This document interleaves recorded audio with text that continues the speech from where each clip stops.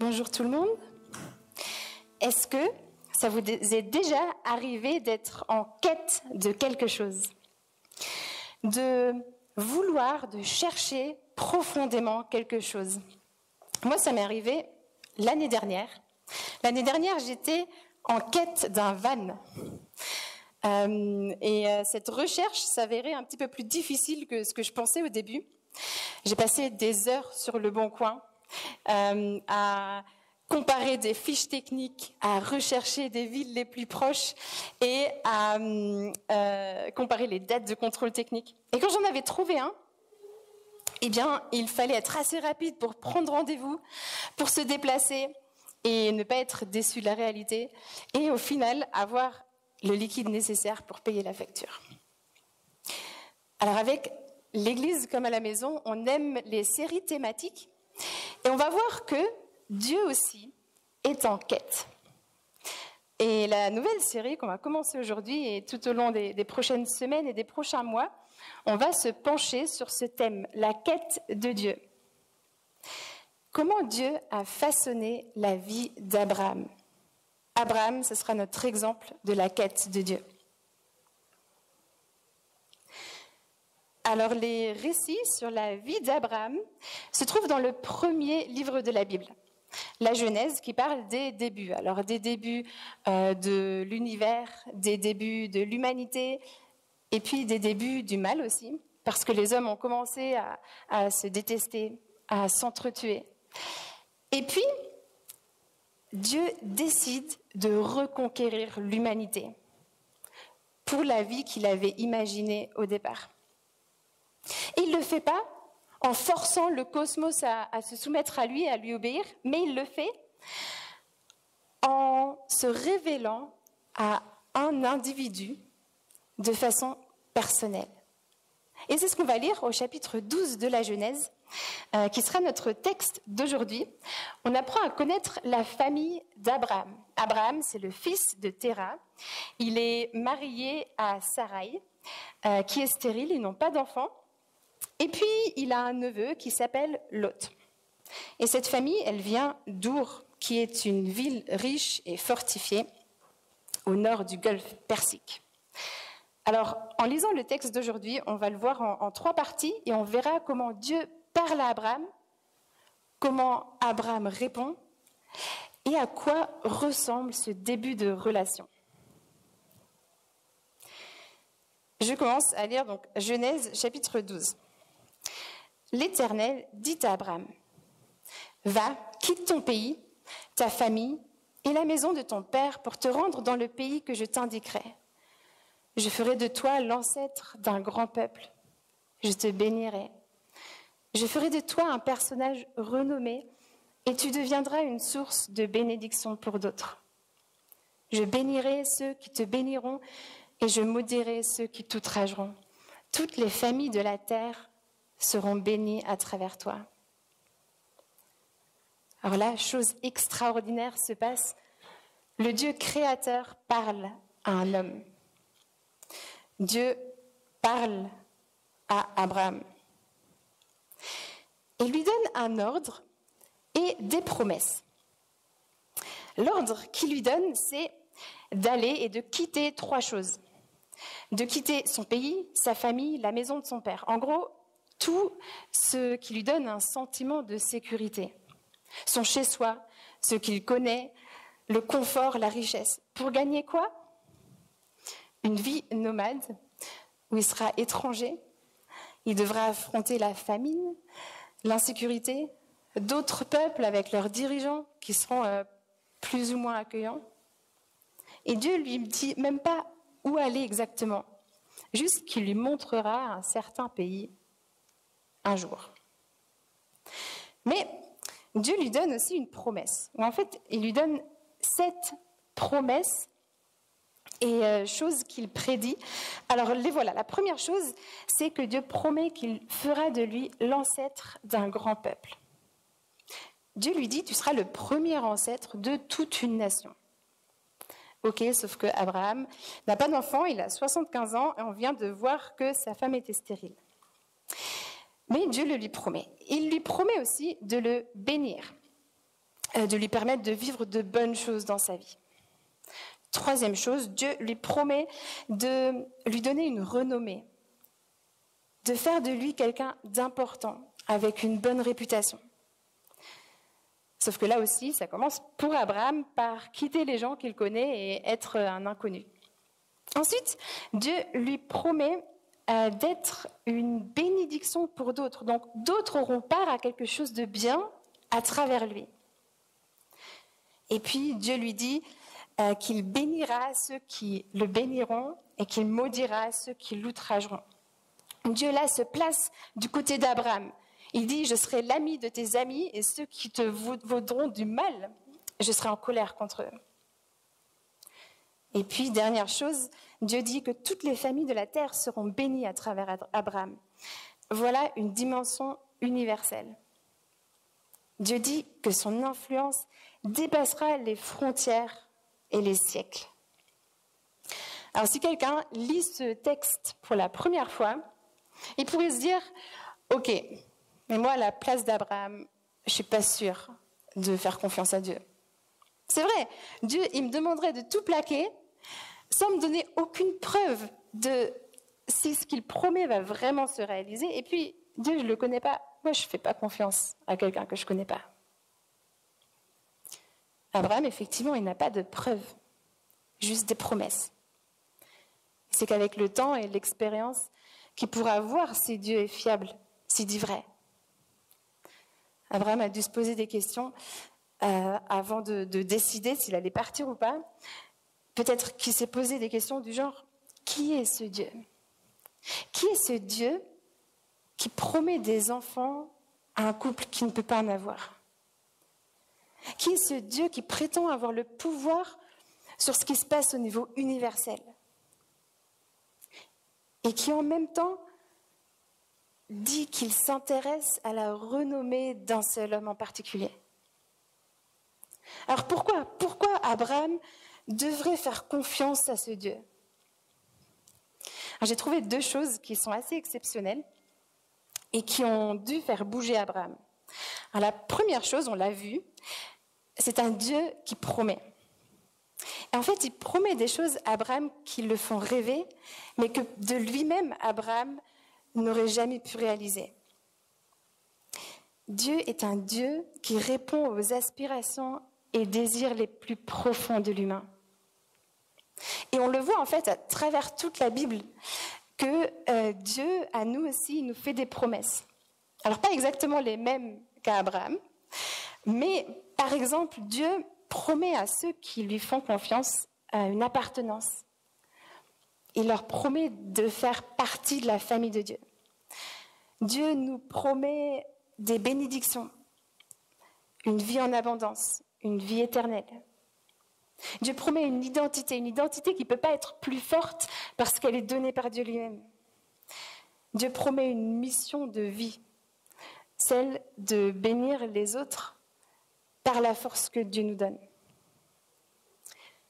Alors tout ça, l'appartenance, la bénédiction, une identité, une mission, ce sont des choses auxquelles on aspire profondément, mais qu'on ne maîtrise pas nous-mêmes et que Dieu promet.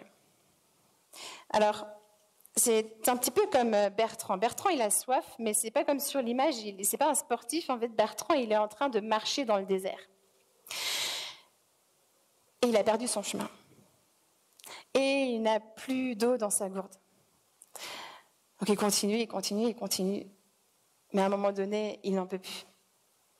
Il s'écroule. Et il sait qu'il va mourir de soif. Il relève la tête dans un dernier espoir de secours. Et là, effectivement, il voit un homme qui vient à sa rencontre et qui, contrairement à lui, a l'air d'être en pleine forme. Et qui lui dit de le suivre, parce qu'il y aurait une source d'eau pas très loin et qu'il en connaîtrait le chemin. Alors pourquoi Bertrand devrait-il faire confiance à cet inconnu ? Pourquoi est-ce qu'il devrait le suivre alors qu'il n'a pas de preuves s'il dit vrai ?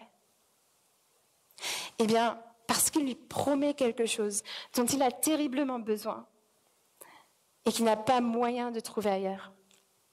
Et pourquoi nous, est-ce qu'on devrait faire confiance à Dieu alors que peut-être on ne le connaît pas? Eh bien, parce qu'il nous promet quelque chose dont on a terriblement besoin et qu'on ne peut pas trouver ailleurs. Donc Abraham, en face de lui, un Dieu qui promet. Et la deuxième chose, c'est qu'on voit un Dieu qui fait le premier pas. Ça aussi, c'est exceptionnel, parce que partout ailleurs, l'homme a tendance à suivre le principe du mérite. C'est à l'homme de faire pas juste le premier pas, en fait, mais tout le chemin pour arriver à la réussite. Alors, peut-être qu'un bouddhiste, par exemple, dira d'essayer de vivre d'une bonne façon pour se réincarner en quelque chose de meilleur et espérer parvenir au nirvana. Peut-être qu'un musulman dira chercher par une soumission totale à Allah à gagner sa miséricorde, à la gagner. Et puis un athée dira peut-être qu'il essaye de faire tous les efforts possibles pour réussir sa vie selon sa propre définition. Alors je caricature peut-être, mais en fait dans chaque vision du monde, on a tendance à suivre ce principe du mérite. Sauf ici, dans la Bible, on voit un Dieu qui bouleverse complètement ce principe. Et il ne demande pas à l'homme de faire plein d'efforts pour arriver à lui, mais c'est lui-même qui fait un pas vers l'homme. Alors dans notre image de tout à l'heure, c'est Dieu, c'est dans notre image, évidemment, c'est cet homme, cet inconnu qui donne à l'homme qui est en train de mourir de soif une possibilité de trouver de l'eau. Et Dieu fait la même chose. Et on le voit là aussi tout au long de la Bible, que Dieu prend l'initiative, que Dieu va vers l'homme, que Dieu lui parle. Jusqu'au moment où Dieu décide de lui-même venir sur terre pour parler à l'homme de façon audible et compréhensible à travers Jésus. Alors Dieu parle et on va continuer la lecture du texte pour voir comment Abraham répond. Abraham partit comme l'Éternel le lui avait demandé, et Lot s'en alla avec lui. Abraham avait 75 ans quand il quitta Haran. Il emmena Sarai, sa femme, son neveu Lot, tous les biens et les serviteurs qu'ils avaient acquis à Haran, et ils se mirent en route pour aller au pays de Canaan. Quand ils furent arrivés, Abraham traversa le pays jusqu'à un lieu appelé Sichem, jusqu'aux chênes de Morée. À cette époque-là, les Cananéens habitaient le pays. Alors, pour situer tout ça, pour visualiser, je vous ai apporté une carte. Donc, vous voyez ici, et puis c'est bien, je peux dessiner dessus, normalement. Là, vous voyez, ça marche. Vous voyez la Grèce, voilà, l'Égypte, vous voyez un petit peu la région. Et la famille d'Abraham venait d'Our. Alors, Our se situe ici, au nord du golfe Persique. Mais déjà, le père d'Abraham, Téra, a décidé de quitter Our pour se rendre au pays de Canaan. Donc, en fait, ils sont partis en suivant le croissant fertile, en remontant ici l'Euphrate, et ils arrivent à Haran. Ils s'établissent là-bas, et à cet endroit, le père d'Abraham, Téra, meurt, et c'est là où on se situe au niveau du texte qu'on vient de lire. Abraham part de Haran. Alors on voit que Dieu lui demande de quitter la famille de son père, mais il ne part pas tout seul, Abraham.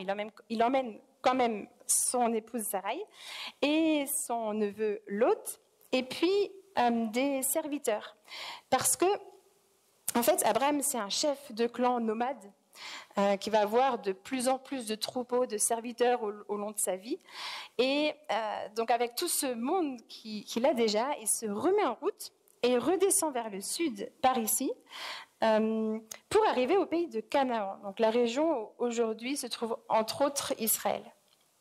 On lit qu'Abraham traverse le pays habité par les Cananéens jusqu'à ce qu'il arrive à un endroit appelé Sichem, c'est ici, en plein milieu. Et il se pose là, avec ses tentes, aux chênes de Morée. Abraham répond. Il répond à Dieu en suivant son ordre. Et peut-être qu'il avait des doutes, des questions, mais il prend la décision de se lancer et d'obéir et suivre ce Dieu qui lui a parlé. Il quitte sa zone de confort pour l'inconnu, parce qu'il s'appuie sur les promesses qui lui ont été faites. Et ce qu'Abraham fait est remarquable, et c'est peut-être bien pour ça qu'il est un exemple et une source d'inspiration pour plus de 4 milliards de personnes aujourd'hui. Si on compte les juifs, les chrétiens, les musulmans, qui s'appuient sur la vie de cet homme. Alors en ce qui nous concerne, nous, en général, on n'aime pas trop quand on ne maîtrise pas la situation, quand on ne maîtrise pas l'avenir. On préfère gérer et compter sur nous-mêmes. Mais qu'est-ce qu'on maîtrise vraiment ? Est-ce qu'on maîtrise notre santé ? La réussite totale de notre carrière professionnelle ? Est-ce qu'on maîtrise nos relations ? L'ensemble de notre vie de couple, le bonheur de nos enfants, la durée de notre vie ? En fait, on ne maîtrise rien du tout. On préfère tout gérer soi-même et en même temps, on sait qu'on ne maîtrise rien. C'est pas un peu incohérent ? Alors, suggestion, pourquoi ne pas placer notre confiance en quelqu'un qui gère vraiment ? Et cette chose que Dieu nous demande de faire, eh bien, en fait, c'est la chose la plus facile au monde et la plus difficile en même temps. C'est la plus facile parce que dans la relation à Dieu, on n'a rien à mériter, rien à prouver, rien à maîtriser. Et c'est la plus difficile parce qu'il faut dépasser notre orgueil pour s'abandonner à Dieu.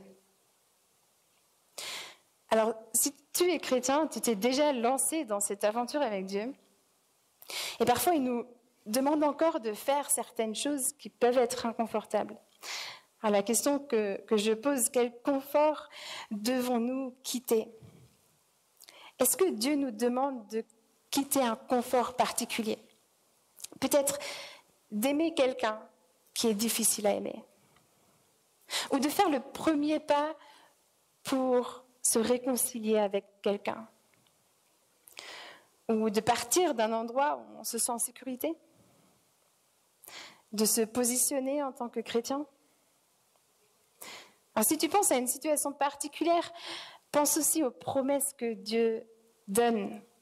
Dieu promet des choses qui nous aident à bouger. Dieu promet de prendre soin de nous. Il promet d'être à nos côtés, au quotidien. Dieu promet d'être bon. Et si on se lance, eh bien, ça peut ressembler à un saut en parachute, en tandem. Rien que le fait de m'imaginer à 4000 mètres dans l'air avec un avion dont la porte s'ouvre, ça me paraît très fou. Mais là, effectivement, il faut quitter sa zone de confort. Il faut se lancer, il faut sauter. Et qu'est-ce qui rassure ?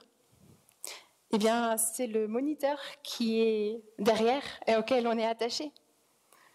Parce qu'on peut lui faire confiance, parce que lui, il gère. Parce que lui, il est censé connaître, savoir ce qu'il faut faire pour que tout réussisse. Et si on se lance, eh bien, ça permet de vivre une expérience unique dans la vie, avec une vue extraordinaire, avec des sensations géniales et des photos qui permettent de se vanter après pendant des années. Dieu parle, Abraham répond, et on voit dans la troisième partie du texte la suite de ce qui se passe entre Dieu et Abraham. L'Éternel apparut à Abraham et lui dit : « Je donnerai ce pays à ta descendance. » Abraham érigea là un autel à l'Éternel qui lui était apparu. Puis il leva le camp pour se rendre dans la région montagneuse à l'est de Béthel. Il établit son campement entre Béthel à l'ouest et Haï à l'est. Il y érigea un autre autel à l'Éternel et lui adressa des prières. Ensuite, Abraham repartit vers le sud, d'étape en étape, il gagna le Négev. Alors, quand Abraham se trouve dans ce pays de Canaan, à cet endroit des chênes de Morée, Dieu lui apparaît une deuxième fois. Il réalise une de ses premières promesses. il lui indique enfin le pays qu'il va même donner à sa descendance. Il lui dit, c'est ce pays où tu te trouves, le pays de Canaan. Et par 2 fois, on voit le même schéma. Au début, Dieu parle à Abraham et Abraham répond par la confiance en partant, en lui obéissant. Ici, on voit encore que Dieu se révèle à Abraham et Abraham répond en construisant un autel. Et oui, en fait, l'endroit où Abraham se trouve, aux chênes de Morée, c'était un lieu où étaient vénérés les dieux de la région. Et Abraham décide, il dit, non, moi je veux rendre un culte uniquement à ce Dieu qui m'est apparu. Et c'est ce qu'il va faire régulièrement. Après, on voit qu'Abraham a dans des lieux particuliers, où après des rencontres avec Dieu, il construit un autel et il prie l'Éternel. C'est le début d'une relation. Une relation que Dieu va utiliser pour façonner la vie d'Abraham et se révéler aux hommes et accomplir ses promesses. Dans un autre texte de la Bible, dans Jacques au chapitre 2, on lit « Abraham a eu confiance en Dieu et Dieu, en portant sa foi à son crédit, l'a déclaré juste et il l'a appelé son ami. » Parce qu'on peut être ami avec Dieu ? Oui, effectivement. Je cite Rob Fouteau qui dit « Apprendre à connaître Dieu, c'est un peu comme apprendre à connaître une célébrité. » Sauf que Dieu est bien plus qu'une simple célébrité. C'est encore plus radical. Mais déjà, si on imagine rencontrer une célébrité, ça peut être assez dingue. Imagine-toi que tu aies l'occasion d'apprendre à connaître la personne la plus puissante du monde. Sûrement un président ou un dirigeant d'un pays que je vous laisse choisir. Imagine que tu peux passer une après-midi avec lui. Ou alors, imagine que tu puisses apprendre à connaître la personne la plus riche du monde.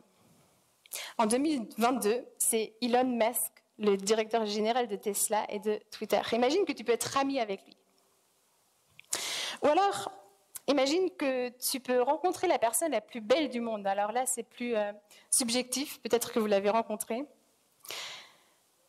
Imaginez que vous rencontriez la personne la plus intelligente au monde et que vous pourriez prendre un café avec elle. Peut-être Einstein, mais c'est un petit peu trop tard. Ou alors, imagine la personne la plus aimante au monde. Ça pourrait être intéressant, je pense qu'on pourrait apprendre des choses. Ou alors, imagine que tu aies l'occasion d'apprendre à connaître la personne la plus talentueuse, ton chanteur préféré, ton acteur préféré. Apprendre à connaître Dieu, ça dépasse nos rêves les plus dingues. C'est un peu comme rencontrer toutes ces personnes, mais en une personne à la fois. Et en fait, c'est pas juste comme ces personnes-là, mais la puissance de Dieu, sa richesse, sa beauté, son intelligence, son amour, sa créativité dépassent encore de loin celle des hommes. C'est toute une autre catégorie. Par exemple, la puissance de Dieu, elle est bien, bien plus importante que la puissance de l'armée la plus puissante sur Terre. Même tous les artistes du monde ensemble puisent uniquement dans la créativité du Créateur. Alors, comment faire pour apprendre à connaître une célébrité ? Comment est-ce qu'on ferait ? Ça peut nous aider pour apprendre à connaître Dieu. Alors, pour apprendre à connaître une célébrité, sûrement on suivrait les 5 étapes que voici. On demanderait si elle serait d'accord de nous recevoir. Parce qu'une célébrité, on ne peut pas lui imposer une rencontre. Il faut demander. Après, si elle accepte, eh bien sûrement on poserait plein de questions. On saisirait l'occasion pour lui poser des questions sur sa vie, sur son passé, sur ce qu'elle aime, sur ce qu'elle est, pour apprendre à la connaître. Mais il faut attendre une réponse. Parce que la personne qui est en face peut toujours choisir si elle veut répondre ou pas. ou à quelle question elle veut répondre. Et puis, si elle répond, eh bien, nous, on peut toujours choisir de croire que ce qu'elle dit est vrai ou de penser qu'elle ment. Mais si on ne lui fait pas confiance, il n'y aura jamais d'amitié. On restera sceptique, on restera des étrangers. Mais si on décide de lui croire, de lui faire confiance, eh bien peut-être que cette personne à son tour va poser des questions. Et là, on peut choisir de se dévoiler, de répondre et de parler de soi. Et c'est là qu'une relation commence et qu'une amitié peut commencer. Et avec Dieu, c'est un petit peu la même chose. Dieu est un être personnel. Dieu a parlé. Il s'est révélé tout au long de l'histoire. Et il nous encourage à poser des questions. Il veut nous répondre et entrer en relation avec nous. Il veut qu'on lui fasse confiance. Alors je vous propose maintenant, après avoir entendu plein de choses de ce texte, à y réfléchir, à en discuter avec les gens qui sont à côté de vous. On aime faire ça avec notre église, de discuter en petits groupes, d'échanger, parce qu'on pense qu'on peut apprendre les uns des autres. Alors je vous invite à faire des groupes de 3 ou 4 personnes et à vous poser ces questions-là, à échanger sur ces questions. De quoi as-tu besoin pour faire confiance à quelqu'un ? Quelle serait la prochaine chose que tu pourrais faire pour apprendre à connaître Dieu ? Et si tu es chrétien, Dieu te demande-t-il de quitter un confort particulier ? Et dans ce cas-là, quelles promesses concrètes peuvent t'aider ?